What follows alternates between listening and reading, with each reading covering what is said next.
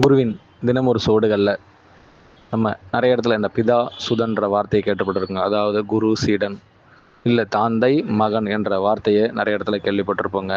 இதற்கான உண்மையான அர்த்தம், எதற்காக இந்த வார்த்தை பயன்படுத்தப்படுகிறது, யாரெல்லாம் இதனுடைய மெய்ப்பொருளை முழுமையாக உணர்ந்திருக்காங்கங்கிறதுக்கு ஒரு மறு வாக்கிய விளக்கம் கூட எடுத்துக்கலாங்க.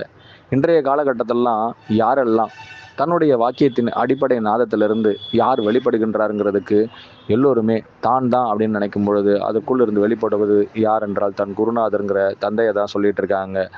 வெளிப்படுத்துவது குருவாக இருந்தால் அதை வெளிப்படுத்தும் பொழுது தெரியப்படுவது தன்னுடைய மகனாக இருக்கணும், அதாவது தன்னுடைய சீடனாக இருக்கணுங்கிறது தான் இதனுடைய அர்த்தமாக கூட இருக்குதுங்க.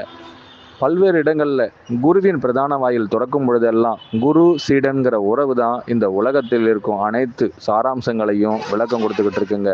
ஒரு கோவிலாகட்டும், மசூதியாகட்டும், ஏன் எல்லா ஆலயங்களாக கூட ஆகட்டுங்க, அனைத்திலுமே குருவின் பிரதான வாயிலிருந்து வெளிப்படுவன் ஒவ்வொருவரும் யார் என்று கேட்டால் அவரே தன்னுடைய சீடன் என்று எல்லோருக்கும் குறிப்பிட்டதான் அப்படிப்பட்ட வாக்கியத்தையும் பயன்படுத்திக்கிட்டு இருக்காங்களாங்க.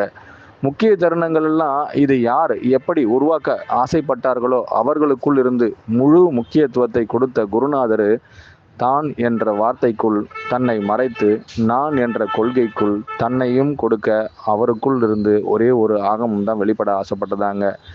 குருவாக இருக்கட்டும், சீடனாக இருக்கட்டும்ங்க, இங்கே பிதா சுதனாகட்டும், இல்லை குரு சீடராக இருக்கட்டும், இன்னும் தந்தை மகன் என்று மகள் என்று கூட அழைக்கப்படட்டுங்க, எல்லோருக்குமே ஒரே ஒரு நித்தியம் தாங்க இங்கே முக்கியமான வாசகமாக இருக்கப்படுது.